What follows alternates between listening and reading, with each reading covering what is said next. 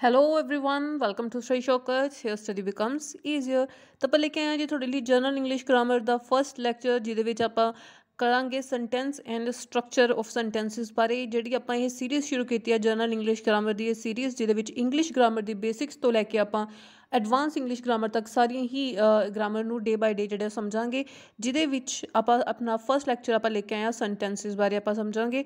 ਇਹ ਜਿਹੜੇ ਲੈਕਚਰ ਹੈਗੇ ਆ ਅਤੇ ਇਹ ਜਿਹੜੀ ਸੀਰੀਜ਼ ਹੈਗੀ ਹੈ ਜੀ ਪੰਜਾਬ ਦੇ ਵਿੱਚ ਸਾਰੇ ਹੀ ਜਿੰਨੇ ਗਵਰਨਮੈਂਟ ਐਗਜ਼ਾਮਸ ਹੈ ਜਿੱਥੇ ਇੰਗਲਿਸ਼ ਗ੍ਰਾਮਰ ਜਿਹੜੀ ਆ ਐਜ਼ ਅ ਸਬਜੈਕਟ ਆਉਂਦੀ ਆ ਉੱਥੇ ਸਾਰੀ ਹੀ ਹੈਲਪਫੁਲ ਰਹਿਣ ਵਾਲੀ ਆ ਉਹਨਾਂ ਸਾਰਿਆਂ ਵਾਸਤੇ। NTT ETT ਦਾ ਪੇਪਰ 2, ਮਾਸਟਰ ਕੈਡਰ, ਪਟਵਾਰੀ, PS TET, C TET, 올 Punjab government exams ਲਈ ਜਿਹੜੀ ਆਪਣੀ ਸੀਰੀਜ਼ ਹੈ ਇਹ ਹੈਲਪਫੁਲ ਰਹਿਣ ਵਾਲੀ ਹੈ। ਤੇ ਤੁਹਾਨੂੰ ਜੇ ਵੀਡੀਓ ਵਧੀਆ ਲੱਗੇ ਪਲੀਜ਼ ਆਪਣੀ ਫੀਡਬੈਕ ਜਿਹੜੀ ਆ ਕਮੈਂਟ ਸੈਕਸ਼ਨ ਦੇ ਵਿੱਚ ਜ਼ਰੂਰ ਦਿਓ। ਵੀਡੀਓ ਨੂੰ ਲਾਈਕ ਕਰੋ, ਸ਼ੇਅਰ ਕਰੋ ਵੱਧ ਤੋਂ ਵੱਧ, ਤੇ ਨਾਲ ਹੀ ਮੇਰੇ ਚੈਨਲ ਨੂੰ ਸਬਸਕ੍ਰਾਈਬ ਕਰ ਲਓ। ਬੈਲ ਆਈਕਨ ਨੂੰ ਜ਼ਰੂਰ ਪ੍ਰੈਸ ਕਰ ਲੈਣਾ, ਜਿਸ ਨਾਲ ਤੁਹਾਨੂੰ ਆਉਣ ਵਾਲੀ ਅੱਗੇ ਸਾਰੀ ਹੀ ਲੇਟੈਸਟ ਵੀਡੀਓਜ਼ ਦੀ ਜਿਹੜੀ ਅਪਡੇਟ ਹੈ ਉਸ ਟਾਈਮ ਸਿਰ ਪਹੁੰਚ ਜਾਏਗੀ। ਇਸ ਤੋਂ ਇਲਾਵਾ ਤੁਸੀਂ ਇੰਗਲਿਸ਼ ਤੇ ਈਡੀਅਮਸ ਐਂਡ ਫਰੇਜ਼ਸ ਜਿਹੜੇ ਹੈਗੇ ਨੇ ਐਂਡ ਫਰੇਜ਼ਲ ਵਰਬਸ ਜਿਹੜੇ ਹੈਗੇ ਅਗਰ ਉਹ ਸਿੱਖਣਾ ਚਾਹੁੰਦੇ ਹੋ ਤਾਂ ਤੁਸੀਂ ਮੇਰੇ ਫੇਸਬੁੱਕ ਚੈਨਲ ਨੂੰ ਫੋਲੋ ਕਰ ਸਕਦੇ ਹੋ। ਉੱਥੇ ਡੇ ਬਾਏ ਡੇ ਜਿਹੜੇ ਈਡੀਅਮਸ ਜਿਹੜੇ ਵਿਦ ਐਗਜ਼ਾਮਪਲਸ ਐਂਡ ਸੈਂਟੈਂਸ ਜਿਹੜੇ ਪਾਏ ਜਾਂਦੇ ਆ, ਜਿਹਦੇ ਨਾਲ ਤੁਹਾਡੀ ਈਡੀਅਮਸ ਦੀ ਇੱਕ ਚੰਗੀ ਪ੍ਰੈਕਟਿਸ ਹੋ ਜਾਂਦੀ ਹੈ। ਈਡੀਅਮਸ ਔਰ ਫਰੇਜ਼ਸ ਦੇ ਨਾਲ ਇੰਗਲਿਸ਼ ਲੈਂਗੁਏਜ ਜਿਹੜੀ ਬਹੁਤ ਵਧੀਆ ਤਰੀਕੇ ਨਾਲ ਇੰਪਰੂਵ ਹੋ ਜਾਂਦੀ ਹੈ। ਮੁਹਾਵਰੇ ਹੁੰਦੇ ਆ ਜੋ ਸਾਡੀ ਲੈਂਗੁਏਜ ਨੂੰ ਬਹੁਤ ਜ਼ਿਆਦਾ ਇੰਪਰੂਵ ਤੇ ਸੋਹਣਾ ਬਣਾ ਦਿੰਦੇ ਆ। ਤੇ ਜੇ ਤੁਸੀਂ ਉਹਨਾਂ ਈਡੀਅਮਸ ਦੀ ਪ੍ਰੈਕਟਿਸ ਕਰਨਾ ਚਾਹੁੰਦੇ ਹੋ ਤਾਂ ਤੁਸੀਂ ਮੇਰੇ ਫੇਸਬੁੱਕ ਚੈਨਲ ਨੂੰ ਫੋਲੋ ਕਰ ਸਕਦੇ ਹੋ।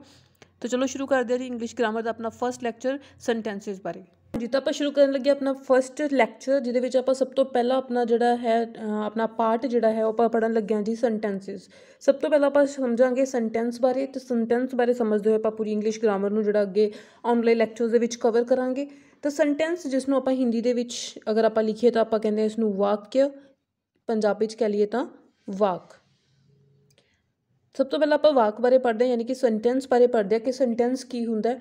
ਅਗਰ ਇਸ ਦੀ ਫਾਰਮਲ ਆਪਾਂ ਡੈਫੀਨੇਸ਼ਨ 'ਤੇ ਚਲੇ ਜਾਈਏ ਤਾਂ ਸੈਂਟੈਂਸ ਕੀ ਹੁੰਦਾ ਹੈ, is a group of words that makes a complete sense. ਤਾਂ ਇੱਕ ਐਸਾ ਵਾਕ, ਇੱਕ ਐਸਾ ਸੈਂਟੈਂਸ ਜਿਹੜਾ ਇੱਕ ਕੰਪਲੀਟ ਸੈਂਸ ਦਿੰਦਾ ਹੋਵੇ, ਆਪਾਂ ਨੂੰ ਅਰਥ ਜਿਹੜਾ ਹੈ ਉਹਦੇ ਵਿੱਚੋਂ ਕੰਪਲੀਟ ਨਿਕਲਦਾ ਹੋਵੇ। ਸ਼ਬਦਾਂ ਦਾ ਇੱਕ ਐਸਾ ਸਮੂਹ ਜਿਸ ਨੂੰ ਵਿਆਕਰਨ ਦੀ ਨਿਯਮਾਵਲੀ ਦੇ ਹੱਦ ਦੇ ਵਿੱਚ ਜਿਹੜਾ ਉਹ ਬੰਨਿਆ ਹੋਵੇ, ਵੱਜਿਆ ਹੋਵੇ, ਅਤੇ ਉਹਦੇ ਅਰਥ ਜਿਹੜੇ ਨੇ ਉਹ ਸੰਪੂਰਨ ਅਰਥ, ਕੰਪਲੀਟ ਅਰਥ ਜਿਹੜਾ ਉਹ ਨਿਕਲਦਾ ਹੋਵੇ। ਤੇ ਇੰਗਲਿਸ਼ ਦੇ ਵਿੱਚ ਇਹਦੀ ਡੈਫੀਨੇਸ਼ਨ ਦੀ ਗੱਲ ਕਰੀਏ ਤਾਂ ਤੁਸੀਂ ਨਾਲ ਨਾਲ ਨੋਟ ਵੀ ਕਰ ਸਕਦੇ ਹੋ। ਸਿੰਪਲ ਜੀ definition, a sentence is a group of words that make complete sense। ਇੱਕ ਐਸਾ ਗਰੁੱਪ ਆਫ ਵਰਡਸ ਜਿਹੜੇ ਹੈਗੇ ਆ ਇਕੱਠੇ ਕੀਤੇ ਹੋਏ ਹੋਣ ਇਸ ਤਰੀਕੇ ਨਾਲ ਕਿ ਉਹਦੇ ਵਿੱਚੋਂ ਕੰਪਲੀਟ ਸੈਂਸ ਜਿਹੜੀ ਆ ਉਹ ਨਿਕਲਦੀ ਹੋਵੇ। ਜਿਵੇਂ ਕੋਈ ਵੀ ਸੈਂਟੈਂਸ ਅਗਰ ਆਪਾਂ ਪਹਿਲਾਂ ਪੰਜਾਬੀ ਦੇ ਵਿੱਚ ਹੀ ਆਪਾਂ ਗੱਲ ਕਰ ਲਈਏ, ਇੱਕ ਆਪਣੇ ਪਾਸ ਸੈਂਟੈਂਸ ਲਗਾ ਲੈਂਦੇ ਹਾਂ, ਖਾਣਾ ਆਰਾਮ ਖਾ ਹੈ ਰਿਹਾ। ਤਾਂ ਇਸ ਤਰ੍ਹਾਂ ਅਗਰ ਆਪਾਂ ਇੱਕ ਸ਼ਬਦਾਂ ਦਾ ਸਮੂਹ ਬਣਾ ਕੇ ਇੱਕ ਵਾਕ ਬਣਾਈਏ ਕਿ ਇਹਦੇ ਵਿੱਚੋਂ ਕੋਈ ਅਰਥ ਨਿਕਲ ਰਿਹਾ, ਨਹੀਂ ਨਿਕਲ ਰਿਹਾ। ਜਾਂ ਆਪਾਂ ਕਹਿ ਲਈਏ ਆਰਾਮ ਖਾਣਾ ਖਾ, ਤਾਂ ਇਹਦੇ ਵਿੱਚੋਂ ਵੀ ਪੂਰਾ ਜਿਹੜਾ ਅਰਥ ਹੈ ਉਹ ਨਹੀਂ ਨਿਕਲ ਰਿਹਾ। ਤਾਂ ਪੂਰਾ ਸਹੀ ਤਰੀਕੇ ਨਾਲ ਅਰਥ ਜਿਹੜੇ ਆ ਉਹ ਕਦੋਂ ਨਿਕਲਣਗੇ, ਜਦੋਂ ਅਸੀਂ ਸਹੀ ਤਰੀਕੇ ਨਾਲ ਵਾਕ ਜਿਹੜਾ ਉਹ ਬਣਾਵਾਂਗੇ, ਸਹੀ ਤਰੀਕੇ ਨਾਲ ਜਿਹੜਾ ਸ਼ਬਦਾਂ ਦਾ ਉਹਦਾ ਕੰਬੀਨੇਸ਼ਨ ਬਣਾਵਾਂਗੇ। ਜਦੋਂ ਅਸੀਂ ਪੂਰਾ ਸੈਂਟੈਂਸ ਸਹੀ ਤਰੀਕੇ ਨਾਲ ਬਣਾਵਾਂਗੇ ਕਿ ਰਾਮ ਖਾਣਾ ਖਾ ਰਿਹਾ ਹੈ, ਤਦ ਇਹਦੇ ਵਿੱਚੋਂ ਪੂਰਾ ਜਿਹੜਾ ਮੀਨਿੰਗ ਹੈ, ਕੰਪਲੀਟ ਮੀਨਿੰਗ ਨਿਕਲ ਕੇ ਆਏਗਾ ਕਿ ਰਾਮ ਜਿਹੜਾ ਹੈ ਉਹ ਖਾਣਾ ਖਾ ਰਿਹਾ ਹੈ। ਇਸੇ ਤਰ੍ਹਾਂ ਇਸੇ ਨੂੰ ਅਸੀਂ ਸੈਂਟੈਂਸ ਕਹਿੰਦੇ ਹਾਂ। ਸਿਰਫ ਵਰਡਸ ਦਾ ਕੰਬੀਨੇਸ਼ਨ ਹੀ ਨਹੀਂ ਹੁੰਦਾ, ਬਲਕਿ ਇਸ ਤਰ੍ਹਾਂ ਕੰਬੀਨੇਸ਼ਨ ਹੁੰਦਾ ਕਿ ਉਹਦੇ ਵਿੱਚ ਇੱਕ ਕੰਪਲੀਟ ਸੈਂਸ, ਇੱਕ ਮੀਨਿੰਗਫੁਲ ਸੈਂਸ ਜਿਹੜਾ ਉਹਦੇ ਵਿੱਚੋਂ ਨਿਕਲ ਕੇ ਆਉਂਦੀ ਹੈ। ਤੇ ਇਹ ਹੁੰਦਾ ਜੀ ਸੈਂਟੈਂਸ। ਹੁਣ ਆਪਾਂ ਦੇਖਦੇ ਹਾਂ ਸੈਂਟੈਂਸ ਦੀ ਕੁਝ ਐਗਜ਼ਾਮਪਲਸ। ਹਾਂਜੀ, for example, the new car runs fast. ਇਸੇ ਤਰ੍ਹਾਂ ਦੂਸਰੀ ਐਗਜ਼ਾਮਪਲ ਆਪਾਂ ਦੇਖ ਲੈਂਦੇ ਹਾਂ, ਰਾਮ ਈਟਸ ਐਪਲ। ਇਸ ਤਰ੍ਹਾਂ ਆਪਾਂ ਤੀਸਰੀ ਐਗਜ਼ਾਮਪਲ ਦੇਖ ਲੈਂਦੇ ਹਾਂ, John is doing his work. ਦੇਖੋ ਇਹਨਾਂ ਸੈਂਟੈਂਸਿਸ ਤੋਂ ਤੁਸੀਂ ਦੇਖ ਸਕਦੇ ਹੋ, ਇਹਨਾਂ ਸੈਂਟੈਂਸ ਦੇ ਵਿੱਚ ਜਿਹੜੇ ਵਰਡਸ ਹੈ ਇਸ ਤਰ੍ਹਾਂ ਜਿਹੜੇ ਹੈ ਕੰਬੀਨੇਸ਼ਨ ਉਹਨਾਂ ਦਾ ਬਣਾਇਆ ਗਿਆ ਕਿ ਇਹਦੇ ਵਿੱਚੋਂ ਕੰਪਲੀਟ ਜਿਹੜਾ ਮੀਨਿੰਗ ਉਹ ਨਿਕਲ ਕੇ ਆ ਰਿਹਾ। ਦ ਨਿਊ ਕਾਰ ਰਨਸ ਫਾਸਟ, ਯਾਨੀ ਕਿ ਜਿਹੜੀ ਨਵੀਂ ਕਾਰ ਹੈ ਉਹ ਤੇਜ਼ ਦੌੜਦੀ ਹੈ ਜਾਂ ਤੇਜ਼ ਚੱਲਦੀ ਹੈ। ਰਾਮ ਈਟਸ ਐਪਲ, ਰਾਮ ਜਿਹੜਾ ਸੇਬ ਖਾ ਰਿਹਾ ਹੈ। John is doing his work, John ਆਪਣਾ ਕੰਮ ਕਰ ਰਿਹਾ ਹੈ। ਜੌਨ ਆਪਣਾ ਕੰਮ ਜਿਹੜਾ ਉਹ ਕਰ ਰਿਹਾ ਹੈ। ਤੇ ਇਸ ਤਰ੍ਹਾਂ ਜਿਹੜਾ ਇਹਦੇ ਵਿੱਚੋਂ ਮੀਨਿੰਗ ਜਿਹੜੇ ਉਹ ਕੰਪਲੀਟ ਮੀਨਿੰਗਫੁਲ ਸੈਂਸ ਬਣ ਰਹੀ ਹੈ ਇਹਦੇ ਵਿੱਚੋਂ। तो ये तो हो गई जी सेंटेंस एग्जाम्पल्स आप कर लीਆਂ। ਹੁਣ ਆਪਾਂ ਗੱਲ ਕਰਦੇ ਹਾਂ ਜੀ ਇਸ ਸਟਰਕਚਰ ਬਾਰੇ ਕਿ ਇੱਕ ਸੈਂਟੈਂਸ ਜਿਹੜਾ ਉਸ ਦਾ ਸਟਰਕਚਰ ਕੀ ਹੁੰਦਾ, ਕਿਸ ਤਰ੍ਹਾਂ ਇੱਕ ਸੈਂਟੈਂਸ ਬਣਾਇਆ ਜਾਂਦਾ ਹੈ। ਜਿਵੇਂ ਆਪਾਂ ਇਹ ਦੇਖਿਆ, ਇਹ ਇੱਕ ਸੈਂਟੈਂਸ ਆਪਾਂ ਬਣਾਇਆ ਤਾਂ ਇਹਨੂੰ ਬਣਾਉਣ ਦਾ ਇੱਕ ਵੇ ਹੈ, ਇੱਕ ਨਿਯਮ ਹੈਗੇ ਆ, ਇੱਕ ਸਟਰਕਚਰ ਜਿਹੜਾ ਹੈਗਾ, ਇੱਕ ਆਪਾਂ ਕਹਿੰਦੇ ਹਾਂ ਰੂਲ ਜਿਹੜਾ ਹੈ, ਫਾਰਮੂਲਾ ਜਿਹੜਾ ਹੈ ਆਪਾਂ ਉਸਨੂੰ ਫੋਲੋ ਕਰਦੇ ਹਾਂ। ਤਾਂ ਉਹਦੇ ਬਾਰੇ ਆਪਾਂ ਦੇਖਦੇ ਹਾਂ, ਉਸ ਸਟਰਕਚਰ ਦੇ ਅਕੋਰਡਿੰਗ ਹੀ ਸਾਰੇ ਸੈਂਟੈਂਸਿਸ ਹੈ ਜਿਹੜੇ ਉਹ ਬਣਾਏ ਜਾਂਦੇ ਆ। ਸਟਰਕਚਰ ਜਿਹੜਾ ਸੈਂਟੈਂਸ ਦਾ ਬਣਾਉਣਾ ਆਉਣਾ ਚਾਹੀਦਾ, ਕਿਉਂਕਿ ਸਟਰਕਚਰ ਤੋਂ ਬਿਨਾਂ ਅਸੀਂ ਸੈਂਟੈਂਸ ਜਿਹੜਾ ਉਹ ਸਹੀ ਨਹੀਂ ਬਣਾ ਸਕਦੇ, ਅਤੇ ਜੇ ਸੈਂਟੈਂਸ ਸਹੀ ਨਹੀਂ ਬਣਿਆ ਤਾਂ ਫਿਰ ਉਹਦਾ ਅਰਥ ਵੀ ਸਹੀ ਨਹੀਂ ਨਿਕਲੇਗਾ। ਸੈਂਟੈਂਸ ਦਾ ਸਟਰਕਚਰ ਈਵਨ ਬਹੁਤ ਹੀ ਜ਼ਿਆਦਾ ਇੰਪੋਰਟੈਂਟ ਹੈ ਜਾਣਨ ਲਈ, ਕਿਉਂਕਿ ਇਹ ਸਿਰਫ ਗ੍ਰਾਮਰ ਦੇ ਪੁਆਇੰਟ ਆਫ ਵਿਊ ਤੋਂ ਹੀ ਸਾਨੂੰ ਨਹੀਂ ਪਤਾ ਹੋਣਾ ਚਾਹੀਦਾ, ਬਲਕਿ ਅਸੀਂ ਜਦੋਂ ਬੋਲਦੇ ਹਾਂ ਇੰਗਲਿਸ਼ ਸਪੋਕਨ ਦੇ ਵਿੱਚ ਬਹੁਤ ਸਾਰੇ ਲੋਕ ਜਿਹੜੇ ਆ ਸਪੋਕਨ ਇੰਗਲਿਸ਼ ਦੀ ਪ੍ਰੈਕਟਿਸ ਕਰਦੇ ਆ, ਉਹ ਸੈਂਟੈਂਸ ਨਹੀਂ ਸਹੀ ਬਣਾ ਪਾਉਂਦੇ। ਉਹਨਾਂ ਨੂੰ ਪਤਾ ਹੁੰਦਾ ਕਿ ਅਸੀਂ ਉਹਨਾਂ ਪਾਸ ਵੋਕੈਬਲਰੀ ਹੁੰਦੀ ਹੈ ਲੇਕਿਨ ਸ਼ਬਦ ਹੁੰਦੇ ਨਹੀਂ, ਪਰ ਸ਼ਬਦਾਂ ਨੂੰ ਸਹੀ ਤਰੀਕੇ ਨਾਲ ਇੱਕ ਲਾਈਨ ਦੇ ਵਿੱਚ ਪਰੋ ਕੇ ਸਹੀ ਤਰੀਕੇ ਨਾਲ ਸੈਂਟੈਂਸ ਬਣਾ ਕੇ ਬੋਲਣਾ ਨਹੀਂ ਆਉਂਦਾ। ਉੱਥੇ ਉਹਨਾਂ ਪਾਸ ਕਮੀ ਇਸੇ ਗੱਲ ਦੀ ਹੁੰਦੀ ਹੈ ਕਿ ਉਹਨਾਂ ਨੂੰ ਸੈਂਟੈਂਸ ਦਾ ਸਟਰਕਚਰ ਨਹੀਂ ਆਉਂਦਾ। ਤਾਂ ਸੈਂਟੈਂਸ ਦਾ ਸਟਰਕਚਰ ਬਹੁਤ ਇੰਪੋਰਟੈਂਟ ਹੈ ਕਿ ਕਿਸ ਤਰ੍ਹਾਂ ਦੇ ਸੈਂਟੈਂਸ ਲਈ ਜਿਹੜਾ ਹੈ ਕਿਸ ਤਰ੍ਹਾਂ ਦਾ ਸਟਰਕਚਰ ਜਿਹੜਾ ਉਹ ਬਣਾਇਆ ਜਾਂਦਾ ਹੈ, ਯੂਜ਼ ਕੀਤਾ ਜਾਂਦਾ ਹੈ। ਤਾਂ ਆਪਾਂ ਦੇਖਦੇ ਹਾਂ ਜੀ structure of sentences.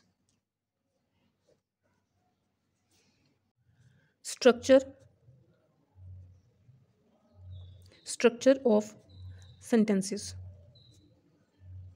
Structure of sentences, ਸਭ ਤੋਂ ਪਹਿਲਾਂ ਆਪਾਂ ਸਿੰਪਲ ਜਿਹੜਾ ਸਟਰਕਚਰ ਦੇਖਾਂਗੇ, ਸਿੰਪਲ ਸੈਂਟੈਂਸ ਦਾ ਸਿੰਪਲ ਸਟਰਕਚਰ, ਯਾਨੀ ਕਿ ਆਪਾਂ ਅਗਰ ਬਿਲਕੁਲ ਹੀ ਸਿੰਪਲ ਸੈਂਟੈਂਸ ਬਣਾਉਣਾ ਹੋਵੇ ਤਾਂ ਬੇਸਿਕ ਫਾਰਮੂਲਾ ਕਿਸੇ ਸੈਂਟੈਂਸ ਨੂੰ ਬਣਾਉਣ ਦਾ ਕੀ ਹੈ। ਸਭ ਤੋਂ ਪਹਿਲਾਂ ਆਏਗਾ ਜੀ ਸਬਜੈਕਟ। ਸਬਜੈਕਟ ਲਈ ਅਸੀਂ ਯੂਜ਼ ਕਰਦੇ ਹਾਂ ਐਸ। ਮੈਂ ਇੱਕ ਵਾਰ ਲਿਖ ਦਿੰਦੀ ਹਾਂ, ਅੱਗੇ ਤੋਂ ਆਪਾਂ ਸ਼ੋਰਟ ਜਿਹੜਾ ਉਹ ਯੂਜ਼ ਕਰ ਲਿਆ ਕਰਾਂਗੇ। ਸਬਜੈਕਟ ਪਲੱਸ ਵਰਬ, ਸਬਜੈਕਟ ਤੋਂ ਬਾਅਦ ਲੱਗੇਗਾ ਜੀ ਵਰਬ, ਅਤੇ ਉਸ ਤੋਂ ਬਾਅਦ ਲੱਗੇਗਾ ਜੀ ਓਬਜੈਕਟ। ਸਭ ਤੋਂ ਪਹਿਲਾਂ ਸਬਜੈਕਟ, ਫਿਰ ਵਰਬ, ਦੈਨ ਓਬਜੈਕਟ। ਇਹਦੇ ਅਕੋਰਡਿੰਗ ਆਪਾਂ ਇੱਕ ਐਗਜ਼ਾਮਪਲ ਦੇਖ ਲੈਂਦੇ ਹਾਂ। ਫੋਰ ਐਗਜ਼ਾਮਪਲ ਸਬਜੈਕਟ ਆਪਾਂ ਰੱਖ ਲੈਂਦੇ ਹਾਂ ਕਿਸੇ ਦਾ ਨੇਮ, ਚਲੋ ਸੀਤਾ ਰੱਖ ਲੈਂਦੇ ਹਾਂ। ਸੀਤਾ ਡਰਿੰਕਸ ਵਾਟਰ। ਤਾਂ ਸੀਤਾ ਡਰਿੰਕਸ ਵਾਟਰ, ਸੀਤਾ ਕੀ ਹੋ ਗਿਆ ਜੀ ਆਪਣਾ ਸਬਜੈਕਟ, ਯਾਨੀ ਕਿ ਉਹ ਪਰਸਨ ਜੋ ਕੰਮ ਕਰ ਰਿਹਾ ਹੈ। ਡਰਿੰਕਸ ਯਾਨੀ ਕਿ ਪੀਣਾ, ਯਾਨੀ ਕਿ ਕੰਮ ਕਰਨਾ, ਵਰਬ ਹੋ ਗਿਆ ਆਪਣਾ। ਅਤੇ ਵਾਟਰ ਕਿਸ ਚੀਜ਼ ਨੂੰ ਪੀਆ ਜਾ ਰਿਹਾ, ਕਿਸ ਚੀਜ਼ ਨੂੰ ਗ੍ਰਹਿਣ ਕੀਤਾ ਜਾ ਰਿਹਾ, ਤਾਂ ਉਹ ਹੋ ਗਿਆ ਜੀ ਆਪਣਾ ਵਾਟਰ। ਵਾਟਰ ਹੋ ਗਿਆ ਆਪਣਾ ਓਬਜੈਕਟ। ਤਾਂ ਸੀਤਾ ਡਰਿੰਕਸ ਵਾਟਰ ਇੱਕ ਬਹੁਤ ਹੀ ਸਿੰਪਲ ਸਟਰਕਚਰ, ਸਿੰਪਲ ਸੈਂਟੈਂਸ ਜਿਹੜਾ ਆਪਾਂ ਬਣਾਇਆ, ਜਿਹਦਾ ਫਾਰਮੂਲਾ ਕੀ ਸੀ ਜੀ, subject plus verb plus object. ਤੁਹਾਨੂੰ ਜਦ ਵੀ ਸਿੰਪਲ ਸੈਂਟੈਂਸ ਬਣਾਉਣੇ ਆ ਉਹਦੇ ਵਿੱਚ ਸਭ ਤੋਂ ਪਹਿਲੇ ਨੰਬਰ 'ਤੇ ਆਏਗਾ ਸਬਜੈਕਟ, ਫਿਰ ਆਏਗਾ ਵਰਬ ਐਂਡ ਦੈਨ ਆਏਗਾ ਓਬਜੈਕਟ। ਇਸ ਤਰ੍ਹਾਂ ਇੱਕ ਸਿੰਪਲ ਜਿਹੜਾ ਹੈ ਸੈਂਟੈਂਸ ਉਹ ਬਣਾਇਆ ਜਾਂਦਾ ਹੈ। ਇਹ ਤਾਂ ਹੋ ਗਿਆ ਜੀ simple structure sentence the. I hope ਤੁਹਾਨੂੰ ਜਿਹੜਾ ਕਲੀਅਰ ਹੋ ਗਿਆ ਹੋਏਗਾ। ਤੁਸੀਂ ਸੈਂਟੈਂਸਿਸ ਹੈਗੇ ਸਿੰਪਲ ਸਟਰਕਚਰ ਦੇ ਬੇਸ 'ਤੇ ਉਹ ਬਣਾ ਕੇ ਜ਼ਰੂਰ ਦੇਖਿਓ। ਇਹ ਚੀਜ਼ ਤੁਹਾਡੀ ਗ੍ਰਾਮੈਟਿਕਲੀ ਵੀ ਤੁਹਾਡੀ ਇੰਪਰੂਵ ਹੋਏਗੀ, ਲੈਂਗੁਏਜ ਹੈਗੀ ਹੈ, ਅਤੇ ਨਾਲ ਹੀ ਤੁਹਾਡੀ ਸਪੋਕਨ ਵੀ ਜਿਹੜੀ ਹੈ ਵਧੀਆ ਹੋਏਗੀ ਅਗਰ ਤੁਸੀਂ ਸਟਰਕਚਰ 'ਤੇ ਫੋਕਸ ਕੀਤਾ ਹੈ। ਇਸ ਤੋਂ ਅੱਗੇ ਆਪਾਂ ਕਰਦੇ ਹਾਂ ਕੰਪਾਊਂਡ। ਕੰਪਾਊਂਡ ਸੈਂਟੈਂਸਿਸ। ਕੰਪਾਊਂਡ ਸੈਂਟੈਂਸਿਸ, ਅਗਰ ਮੈਂ ਇਸਨੂੰ ਪੰਜਾਬੀ ਦੇ ਵਿੱਚ ਕਹਾਂ ਤਾਂ ਪੰਜਾਬੀ ਦੇ ਵਿੱਚ ਇਹ ਹੋ ਗਏ ਜੀ ਸਧਾਰਨ ਵਾਕ, ਅਤੇ ਇਹ ਹੋ ਗਏ ਜੀ ਸੰਯੁਕਤ ਵਾਕ। ਠੀਕ ਹੈ ਜੀ, ਜਿਹਨੂੰ ਆਪਾਂ ਇੰਗਲਿਸ਼ ਕਹਿੰਦੇ ਆ ਕੰਪਾਊਂਡ, ਕਿਉਂਕਿ ਆਪਾਂ ਨੂੰ ਪੰਜਾਬੀ ਦੇ ਵਿੱਚ ਪਤਾ ਹੁੰਦਾ ਜੀ ਵਾਕ ਦੀਆਂ 3 ਕਿਸਮਾਂ ਹੁੰਦੀਆਂ ਨੇ, ਸਧਾਰਨ, ਸੰਯੁਕਤ ਅਤੇ ਮਿਸ਼ਰਿਤ। ਇਸੇ ਤਰ੍ਹਾਂ ਇੰਗਲਿਸ਼ ਦੇ ਵਿੱਚ ਵੀ ਸੈਂਟੈਂਸ ਦੀਆਂ 3 ਟਾਈਪਸ ਨੇ ਜੀ। ਪਹਿਲੀ ਹੋ ਗਈ ਸਿੰਪਲ, ਦੂਸਰੀ ਆਪਾਂ ਪੜ੍ਹ ਰਹੇ ਹਾਂ ਜੀ ਕੰਪਾਊਂਡ। ਕੰਪਾਊਂਡ ਜਿਹੜਾ ਸੈਂਟੈਂਸ ਹੈ ਉਹਨੂੰ ਬਣਾਉਣ ਦਾ ਸਟਰਕਚਰ ਕੀ ਹੈ ਜੀ, ਦੇਖਦੇ ਹਾਂ ਆਪਾਂ। ਦੇਖੋ ਪੰਜਾਬੀ ਦੇ ਵਿੱਚ ਅਗਰ ਤੁਹਾਨੂੰ ਸੰਯੁਕਤ ਵਾਕ ਪੜ੍ਹਿਆ ਹੋਊਗਾ ਤਾਂ ਉਹਦੇ ਵਿੱਚ ਕੀ ਹੁੰਦਾ ਹੈਗਾ ਕਿ 2 ਸੈਂਟੈਂਸਿਸ ਨੂੰ ਜੋੜਿਆ ਜਾਂਦਾ ਹੈ ਜੀ ਕੰਜੰਕਸ਼ਨ ਦੇ ਨਾਲ, ਯੋਜਕ ਦੇ ਨਾਲ। ਤਾਂ ਇੰਗਲਿਸ਼ ਦੇ ਵਿੱਚ ਵੀ ਇੱਦਾਂ ਹੀ ਹੈ, 2 ਸਿੰਪਲ ਸੈਂਟੈਂਸਿਸ ਨੂੰ ਅਸੀਂ ਜੋੜਾਂਗੇ ਜੋ ਸਮਾਨ ਲੈਵਲ 'ਤੇ, ਬਿਲਕੁਲ ਸਮਾਨ ਲੈਵਲ 'ਤੇ 2 ਸੈਂਟੈਂਸ ਜਿਹੜੇ ਕੰਮ ਕਰ ਰਹੇ ਹੋਣਗੇ, ਅਤੇ ਉਹਨਾਂ ਦੋਨਾਂ ਸੈਂਟੈਂਸਿਸ ਨੂੰ ਅਸੀਂ ਜੋੜ ਦਾਂਗੇ ਇੱਕ ਯੋਜਕ, ਜਿਸ ਨੂੰ ਇੰਗਲਿਸ਼ 'ਚ ਕਿਹਾ ਜਾਂਦਾ ਹੈ ਕੰਜੰਕਸ਼ਨ ਦੇ ਨਾਲ। ਸਭ ਤੋਂ ਪਹਿਲਾਂ ਸਬਜੈਕਟ ਆਏਗਾ ਜੀ, ਜਿਵੇਂ ਆਹੀ ਇੱਕ ਸਿੰਪਲ ਜਿਹੜਾ ਹੈ ਆਪਣੇ ਸੈਂਟੈਂਸ ਦਾ ਫਾਰਮੂਲਾ ਹੈ, ਅਤੇ ਇਸ ਦੇ ਅਕੋਰਡਿੰਗ ਹੀ ਜਿਹੜਾ ਆਪਾਂ ਕੰਮ ਕਰਦੇ ਹਾਂ। Subject plus verb plus object, ਇਹ ਹੋ ਗਿਆ ਆਪਣਾ ਫਸਟ ਸਿੰਪਲ ਸੈਂਟੈਂਸ। ਇਸੇ ਤਰ੍ਹਾਂ ਦੂਸਰਾ ਸੈਂਟੈਂਸ ਹੋਏਗਾ subject plus verb plus object. ਹੁਣ ਇਸ ਨੂੰ ਜਿਹੜਾ ਹੈ ਅਸੀਂ ਇੱਕ ਕੰਜੰਕਸ਼ਨ ਦੇ ਨਾਲ ਜਿਹੜਾ ਹੈਗਾ, ਕੰਜੰਕਸ਼ਨ ਦੇ ਨਾਲ ਉਹ ਜੋੜ ਦਾਂਗੇ, ਜਿਸ ਨੂੰ ਪੰਜਾਬੀ ਦੇ ਵਿੱਚ ਆਪਾਂ ਕੀ ਕਹਿੰਦੇ ਹਾਂ, ਯੋਜਕ। ਮੈਂ ਇੱਥੇ ਲਿਖ ਦਿੰਦੀ ਹਾਂ, ਪੰਜਾਬੀ 'ਚ ਇਸ ਨੂੰ ਆਪਾਂ ਕਹਿੰਦੇ ਹਾਂ ਯੋਜਕ। ਅਤੇ ਯੋਜਕ ਦੇ ਨਾਲ 2 ਸਿੰਪਲ ਜਿਹੜੇ ਸੈਂਟੈਂਸ ਆ ਉਹਨਾਂ ਨੂੰ ਜੋੜਿਆ ਜਾਂਦਾ ਹੈ, ਅਤੇ ਇਸ ਤਰ੍ਹਾਂ ਹੀ ਬਣ ਜਾਂਦਾ ਹੈ ਜੀ ਕੰਪਾਊਂਡ ਸੈਂਟੈਂਸ।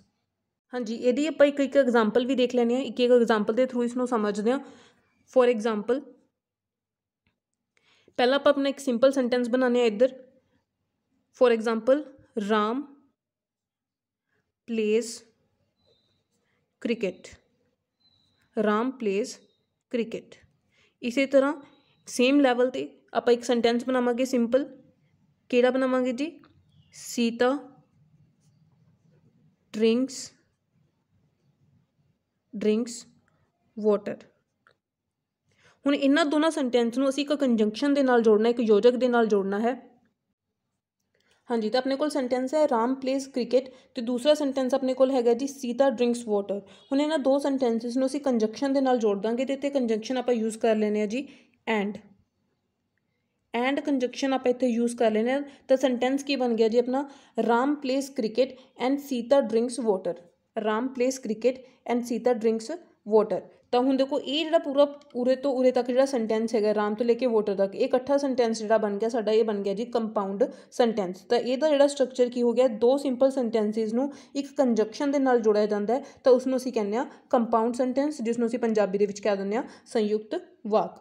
आप तुहानूं इहदा भी जिहड़ा स्ट्रक्चर है क्लीयर हो गया होएगा। सिंपल सेंटेंस के स्ट्रक्चर दे विच subject plus verb plus object हुंदा है। इसी तरह कंपाउंड दे विच दो सिंपल सेंटेंसिस के स्ट्रक्चर नूं एक कंजंक्शन दे नाल जिहड़ा ओह जोड़िया जांदा है। हुण आपां करदे हां जी तीसरा, कॉम्पलैक्स सेंटेंस। हाँ जी, तीसरा अपने पास आंदा है जी complex sentences. Complex sentences, complex sentences नूं असीं पंजाबी दे विच मिश्रित वाक जिहड़ा ओह कह दिंदे हां, मिश्रित वाक।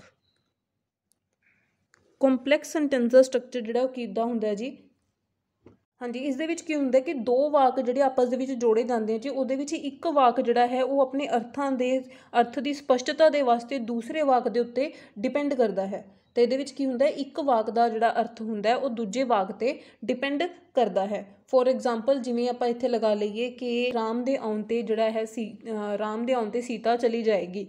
तो राम दे आउण ते की होएगा, राम दे आउण ते यह एक वाक है कि राम जदों ही राम आवेगा सीता चली जाएगी। जदों ही राम आवेगा एक वाक हो गया, पर इसका अर्थ पूरी तरह स्पष्ट नहीं हो रहा कि जदों राम आवेगा तो की होएगा, उदों सीता चली जाएगी। इस तरह इस पूरे वाक का जिहड़ा अर्थ है वो इकट्ठा स्पष्ट हुंदा है। पहले वाक का अर्थ जिहड़ा है वो स्पष्ट होने लई उसनूं किते डिपेंड होना पै रहा जी, दूसरे वाक ते डिपेंड होना पै रहा है। इसलिए इहदे विच जिहड़े कॉम्पलैक्स सेंटेंस है, इहदे विच दो वाक हुंदे हैं। एक वाक ऐसा हुंदा है जिहड़ा अपने अर्थ लई पूरा इंडिपेंडेंट हुंदा है, ते एक वाक इदां दा हुंदा है जिहड़ा अपने अर्थ लई दूसरे ते डिपेंडेंट हुंदा है। ਤਾਂ ਇਹਦੇ ਵਿੱਚ ਆਪਾਂ ਤੁਸੀਂ ਲਿਖ ਸਕਦੇ ਹੋ ਨਾਲ ਕੰਪਲੈਕਸ ਸੈਂਟੈਂਸਿਸ ਜਿਹੜੇ ਕਿਸ ਤਰ੍ਹਾਂ ਦੇ ਹੁੰਦੇ, ਮੈਂ ਤੁਹਾਨੂੰ ਲਿਖਵਾ ਦਿੰਦੀ ਹਾਂ।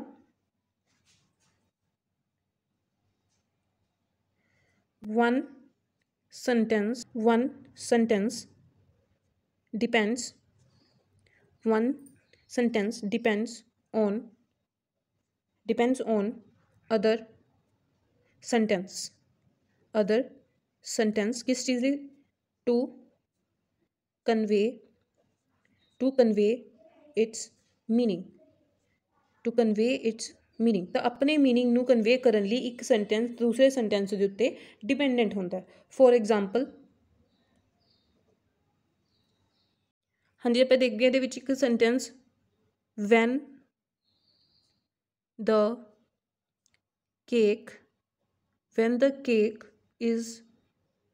the cake is brown, comma, remove it from the oven, कि जदों केक जिहड़ा है वो बन जाए, पक जाए, ब्राउन हो जाए, तो उसनूं ओवन दे विचों रिमूव कर दिता जाए। हुण जदों ही केक ब्राउन हो जाता है, इन्ना क सेंटेंस है, पर इसका मीनिंग जिहड़ा क्लीयर नहीं हो रहा। इस करके ये जिहड़ा सेंटेंस होएगा अपना, ये वाला पार्ट, ये वाला जिहड़ा when the cake is brown, तो ये वाले सेंटेंस का जिहड़ा पार्ट होएगा, ये किहड़ा पार्ट हो गया जी, ये हो गया साडा डिपेंडेंट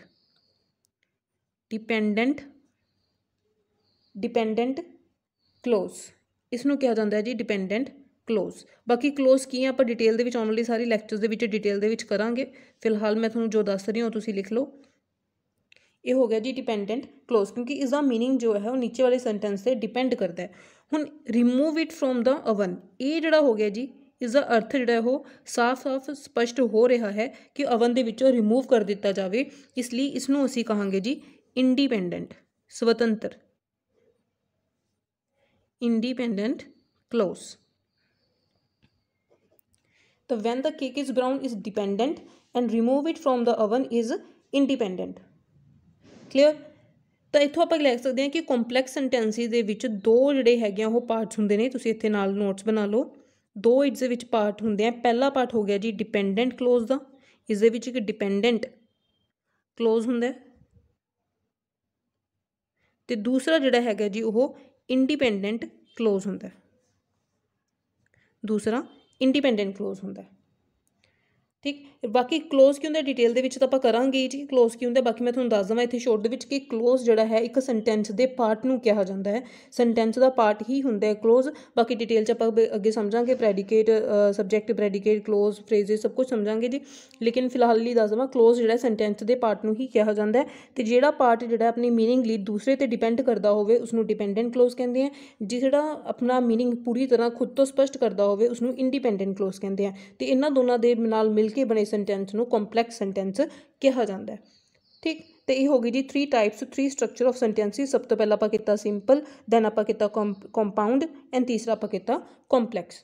ਤਾਂ ਸੈਂਟੈਂਸ ਔਰ ਉਸਦੇ ਸਟਰਕਚਰ ਆਫ ਸੈਂਟੈਂਸਿਸ ਆਪਾਂ ਇਸ ਵੀਡੀਓ ਦੇ ਵਿੱਚ ਡਿਟੇਲ ਦੇ ਵਿੱਚ ਸਮਝੇ।